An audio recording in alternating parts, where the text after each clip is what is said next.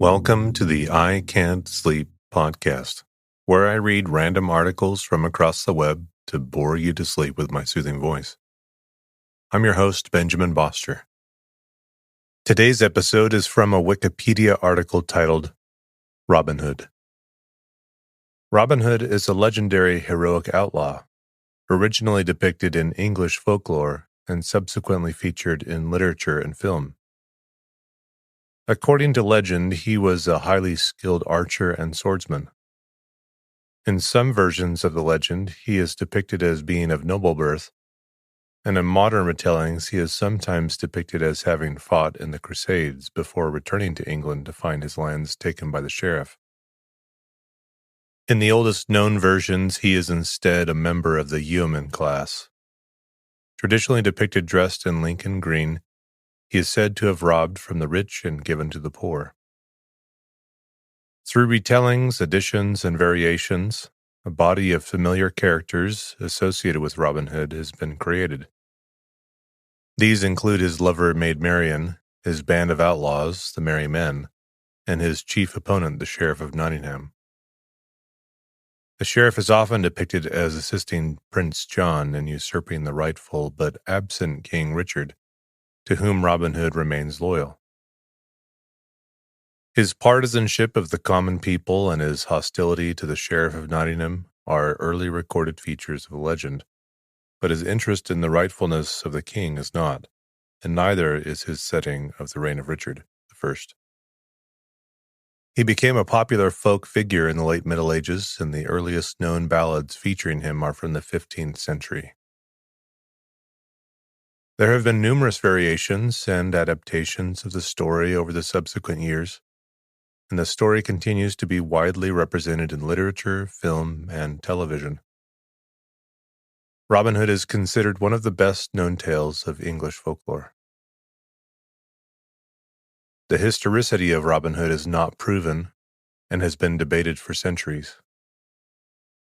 There are numerous references to historical figures with similar names that have been proposed as possible evidence of his existence, some dating back to the late 13th century. At least 8 plausible origins to the story have been mooted by historians and folklorists, including suggestions that Robin Hood was a stock alias used by or in reference to bandits. Ballads and Tales. The first clear reference to rhymes of Robin Hood is from the alliterative poem Piers Plowman. Thought to have been composed in the 1370s, but the earliest surviving copies of the narrative ballads that tell his story date to the second half of the 15th century or the first decade of the 16th century.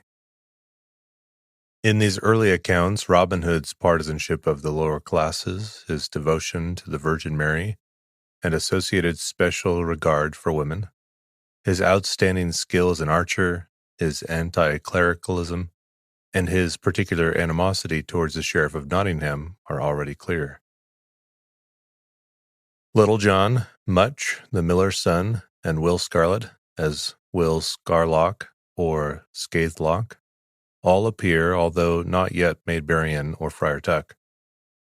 The latter has been part of the legend since at least the later 15th century, when he is mentioned in a Robin Hood play script. In modern popular culture, Robin Hood is typically seen as a contemporary and supporter of the late 12th century King Richard the Lionheart, Robin being driven to outlawry during the misrule of Richard's brother John while Richard was away at the Third Crusade. This view first gained currency in the 16th century. It is not supported by the earliest ballads.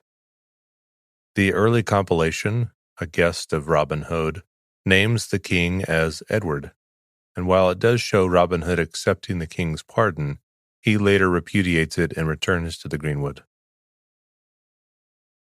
The oldest surviving ballad, Robin Hood and the Monk, gives even less support to the picture of Robin Hood as a partisan of the true king. The setting of the early ballads is usually attributed by scholars to either the 13th century or the 14th, although it is recognized they are not necessarily historically consistent. The early ballads are also quite clear on Robin Hood's social status. He is a yeoman.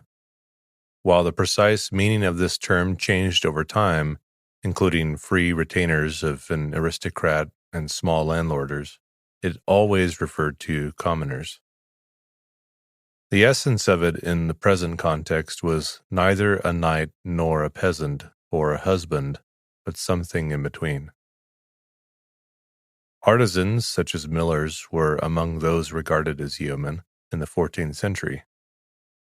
From the 16th century on, there were attempts to elevate Robin Hood to the nobility, and in two extremely influential plays, Anthony Munday presented him at the very end of the 16th century as the Earl of Huntingdon, and he is still commonly presented in modern times.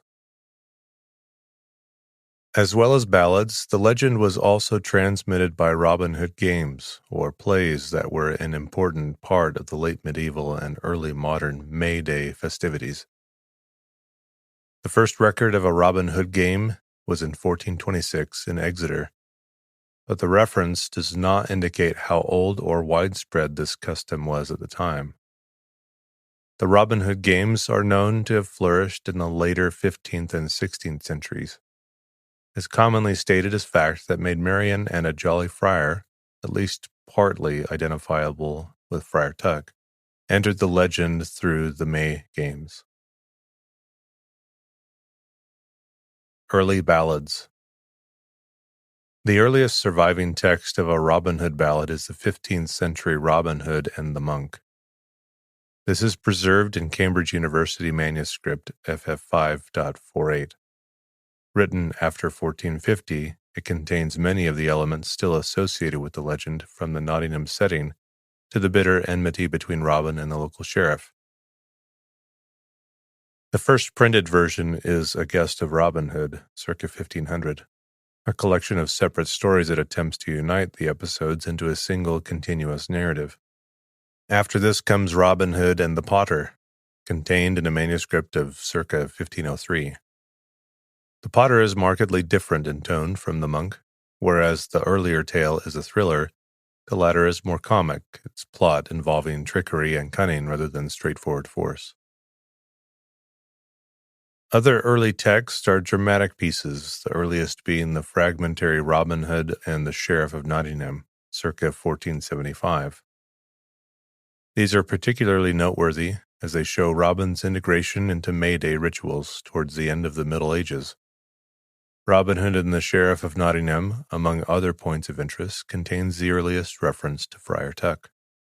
The plots of neither the Monk nor the Potter are included in The Guest, and neither is the plot of Robin Hood and Guy of Gisborne, which is probably at least as old as those two ballads, although preserved in a more recent copy. Each of these three ballads survived in a single copy, so it is unclear how much of the medieval legend has survived, and what has survived may not be typical of the medieval legend. It has been argued that the fact that the surviving ballads were preserved in written form in itself makes it unlikely they were typical. In particular, stories with an interest for the gentry were by this view more likely to be preserved. The story of Robin's aid to the poor knight that takes up much of The Guest may be an example. The character of Robin in these first texts is rougher-edged than in his later incarnations. In Robin Hood and the Monk, for example, he is shown as quick-tempered and violent, assaulting Little John for defeating him in an archery contest. In the same ballad, Much, the miller's son, casually kills a little page in the course of rescuing Robin Hood from prison.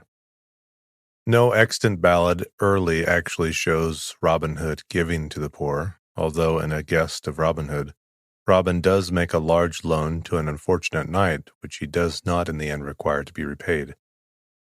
And later in the same ballad, Robin Hood states his intention of giving money to the next traveler to come down the road if he happens to be poor. Of my good he shall have some, if he be a poor man. As it happens, the next traveler is not poor, but it seems in context that Robin Hood is stating a general policy. The first explicit statement to the effect that Robin Hood habitually robbed from the rich to give the poor can be found in John Stow's Annals of England, 1592, about a century after the publication of The Guest. But from the beginning, Robin Hood is on the side of the poor. The Guest quotes Robin Hood as instructing his men that when they rob, "Look ye do no husband harm, that tilleth with his plough. No more shall ye good yeoman, that walketh by Grenwood Shaw. Nay, no knight, nay, no squire, that will be a good fellow." And in its final lines, the Guest sums up, "He was a good outlaw, and did poor men much good." Within Robin Hood's band, medieval forms of courtesy rather than modern ideals of equality are generally in evidence. In the early ballad, Robin's men usually kneel before him in strict obedience. In A Guest of Robin Hood, the king even observes that his men are more at his bidding than my men be at mine. Their social status as yeomen is shown by their weapons. They use swords rather than quarterstaffs. The only character to use a quarterstaff in the early ballads is the potter, and Robin Hood does not take to a staff until the 17th century Robin Hood and Little John. The political and social assumptions underlying the early Robin Hood ballads have long been controversial. It has been influentially argued by J.C. Holt that the Robin Hood legend was cultivated in the households of the gentry, and that it would be mistaken to see him a figure of peasant revolt.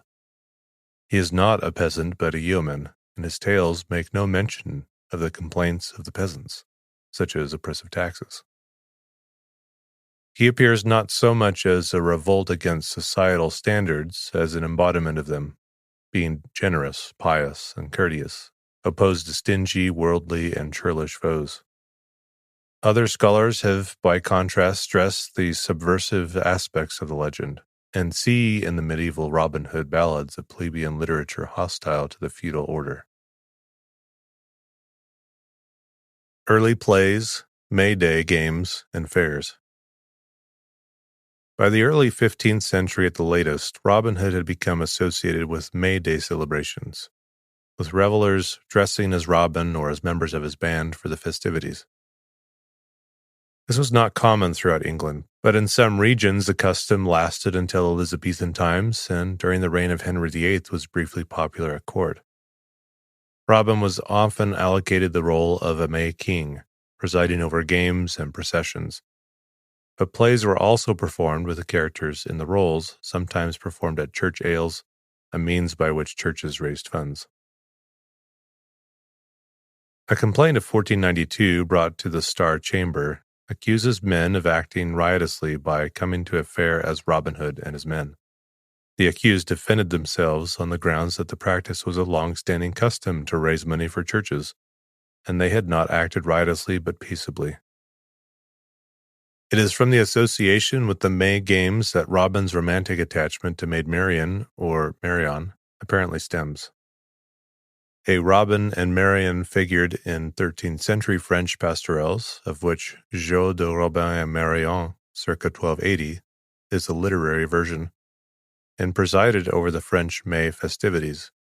This Robin and Marion tended to preside, in the intervals of the attempted seduction of the latter by a series of knights, over a variety of rustic pastimes. In the Jeux de Robin et Marion, Robin and his companions have to rescue Marion from the clutches of a lustful knight. This play is distinct from the English legends. Although Dobson and Taylor regard it as highly probable that this French Robin's name and functions traveled to the English May Games, where they fused with the Robin Hood legend. Both Robin and Marion were certainly associated with May Day festivities in England, as was Friar Tuck, but these may have been originally two distinct types of performance. Alexander Barclay in The Ship of Fools, writing in circa 1500, refers to some merry fit of Maid Marian, or else of Robin Hood, but the characters were brought together. Marian did not immediately gain the unquestioned role in Robin Hood's birth, breeding, valor, and marriage. His sweetheart is Clorinda, the queen of the shepherdesses. Clorinda survives in some later stories as an alias of Marian. The earliest preserved script of a Robin Hood play is the fragmentary Robin Hood and the Sheriff of Nottingham. This apparently dates to the 1470s, and circumstantial evidence suggests it was probably performed at the house of Sir John Paston. This fragment appears to tell the story of Robin Hood and Guy of Gisborne. There's also an early playtext appended to a 1560 printed edition of The Guest. This includes a dramatic version of the story of Robin Hood and the Curtal Friar and a version of the first part of the story of Robin Hood and the Potter. Neither of these ballads are known to have existed in print at the time, and there is no earlier record known of the Curtal Friar story. The publisher describes the text as a play of Robin Hood, very proper to be played in May games, but does not seem to be aware that the text actually contains two separate plays. And a special point of interest in the Friar play is the appearance of a ribald woman who is unnamed, but apparently to be identified with the body Maid Marian of the May games. She does not appear in extant versions of the ballad. Robin Hood on the early modern stage. In 1598, Anthony Munday wrote a pair of plays on the Robin Hood legend, The Downfall and the Death of Robert Earl of Huntingdon, published in 1601. These plays drew on a variety of sources, including apparently a guest of Robin Hood, and were influential in fixing the story of Robin Hood to the period of Richard I. Stephen Thomas Knight has suggested that Munday drew heavily on Fulk Fitzwarren, a historical 12th century outlawed nobleman and enemy of King John, in creating his Robin Hood. The play identifies Robin Hood as Robert, Earl of Huntingdon, probably for the first time, and identifies Maid Marian with one of the semi-mythical Matildas persecuted by King John. The plays are complex in plot and form, the story of Robin Hood appearing as a play within a play presented at the court of Henry VIII, and written by the poet, priest, and courtier John Skelton. Skelton himself is presented in the play as acting the part of Friar Tuck. Some scholars have conjectured that Skelton may have indeed written a lost Robin Hood play for Henry VIII's court, and that this play may have been one of Munday's sources. Henry VIII himself, with 11 of his nobles, had impersonated Robin Hood's men as part of his Maying in 1510. Robin Hood is known to have appeared in a number of other lost and extant Elizabethan plays. In 1599, the play George a Green, the Pinner of Wakefield places Robin Hood in the reign of Edward IV. Edward I, a play by George Peele, first performed in 1590-91, incorporates a Robin Hood game played by the characters. Llewellyn the Great, the last independent Prince of Wales, is presented playing Robin Hood. Fixing the Robin Hood story to the 1190s had been first proposed by John Major in his Historia Majoris Britannia, 1521. And he also may have been influenced in so doing by the story of Warren. This was the period in which King Richard was absent from the country, fighting in the Third Crusade. William Shakespeare makes reference to Robin Hood in his late 16th century play The Two Gentlemen of Verona. In it, the character Valentine is banished from Milan and driven out through the forest where he is approached by outlaws, who, upon meeting him, desire him as their leader. They comment, "By the bare scalp of Robin Hood's fat friar, this fellow were a king for our wild faction." Robin Hood is also mentioned in As You Like It. When asked about the exiled Duke Senior, the character of Charles says that he is already in the forest of Arden, and a many merry men with him, and there they live like the old Robin Hood of England. Justice Silence sings a line from an unnamed Robin Hood ballad. The line is, Robin Hood, Scarlet, and John, in Act 5, Scene 3 of Henry IV, Part 2. In Henry IV, Part 1, Act 3, Scene 3, Falstaff refers to Maid Marian, implying she is a byword for unwomanly or unchaste behavior. Ben Jonson produced the incomplete masque, The Sad Shepherd, or A Tale of Robin Hood, in part as a satire on Puritanism. It is about half finished, and writing may have been interrupted by his death in 1637. It is Johnson's only pastoral drama. It was written in sophisticated verse and included supernatural action and characters. It has had little impact on the Robin Hood tradition, but needs mention as the work of a major dramatist. In 1642, London theatre closure by the Puritans interrupted the portrayal of Robin Hood on the stage. The theatres would reopen with the Restoration in 1660. Robin Hood did not appear on the Restoration stage unless one includes Robin Hood and his crew of soldiers, acted in Nottingham on the day of the coronation of Charles II in 1661. This short play adapts the story of the king's pardon of Robin Hood to refer to the Restoration. However, Robin Hood appeared on the 18th century stage in various farces and comic operas. Alfred, Lord Tennyson, would write a 4-act Robin Hood play at the end of the 19th century, The Foresters.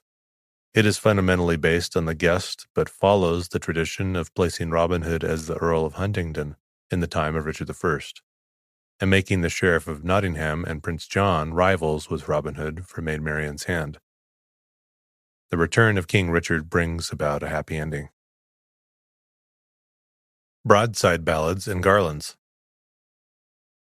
With the advent of printing came the Robin Hood broadside ballads.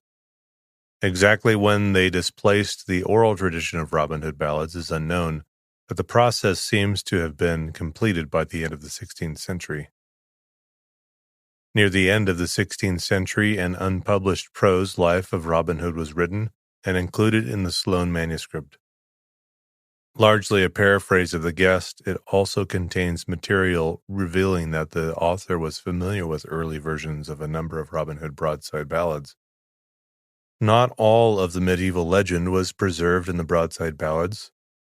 There is no broadside version of Robin Hood and Guy of Gisborne, or of Robin Hood and the Monk, which did not appear in print until the 18th and 19th centuries respectively. However, The Guest was reprinted from time to time throughout the 16th and 17th centuries. No surviving broadside ballad can be dated with certainty before the 17th century. But during that century, the commercial broadside ballad became the main vehicle for the popular Robin Hood legend. These broadside ballads were in some cases newly fabricated, but were mostly adaptations of the older verse narratives. The broadside ballads were fitted to a small repertoire of pre-existing tunes, resulting in an increase of stock formulaic phrases, making them repetitive and verbose. They commonly feature Robin Hood's contest with artisans, tinkers, tanners, and butchers. Among these ballads is Robin Hood and Little John, telling the famous story of the quarterstaff fight between the two outlaws. Dobson and Taylor wrote, "More generally, the Robin of the broadsides is a much less tragic, less heroic, and in the last resort less mature figure than his medieval predecessor. In most of the broadside ballads, Robin Hood remains a plebeian figure, a notable exception being Martin Parker's attempt at an overall life of Robin Hood, A True Tale of Robin Hood, which also emphasizes the theme of Robin Hood's generosity to the poor more than the broadsheet ballads do in general. The 17th century introduced the minstrel Allan a Dale. He first appeared in a 17th century broadside ballad, and unlike many of the characters thus associated, managed to adhere to the legend. The prose life of Robin Hood in Sloane manuscript contains the substance of the Allan a Dale ballad, but tells a story about Will Scarlet. In the 18th century, the stories began to develop a slightly more farcical vein. From this period, there are a number of ballads in which Robin is severely drubbed by a succession of tradesmen, including a tanner, a tinker, and a ranger. In fact, the only character who does not get the better of Hood is the luckless sheriff. Yet even in these ballads, Robin is more than a mere simpleton. On the contrary, he often acts with great shrewdness. The tinker, setting out to capture Robin, only manages to fight with him after he has been cheated out of his money and the arrest warrant that he is carrying. In Robin Hood's Golden Prize, Robin disguises himself as a friar and cheats two priests out of their cash. Even when Robin is defeated, he usually tricks his foe into letting him sound his horn, summoning the merry men to his aid. When his enemies do not fall for this ruse, he persuades them to drink with him instead. In the 18th and 19th centuries, the Robin Hood ballads were mostly sold in garlands of 16 to 24 Robin Hood ballads. These were crudely printed chapbooks aimed at the poor. The garlands added nothing to the substance of the legend, but ensured that it continued after the decline of the single broadside ballad. In the 18th century also, Robin Hood frequently appeared in criminal biographies and histories of highwaymen compendia. Rediscovery of the medieval Robin Hood, Percy and Ritson. In 1765, Thomas Percy, Bishop of Dromore, published relics of ancient English poetry, including ballads from the 17th century Percy Folio manuscript, which had not previously been printed, most notably Robin Hood and Guy of Gisborne, which generally regarded as, in substance, a genuine late medieval ballad. In 1795, Joseph Ritson published an enormously influential edition of the Robin Hood Ballads, Robin Hood, a collection of all the ancient poems, songs, and ballads now extant, relative to that celebrated outlaw. By providing English poets and novelists with a convenient source book, Ritson gave them the opportunity to recreate Robin Hood in their own imagination. Ritson's collection included The Guest and put the Robin Hood and the Potter ballad in print for the first time. The only significant omission was Robin Hood and the Monk, which would eventually be printed in 1806. Ritson's interpretation of Robin Hood was also influential, having influenced the modern concept of stealing from the rich and giving to the poor as it exists today.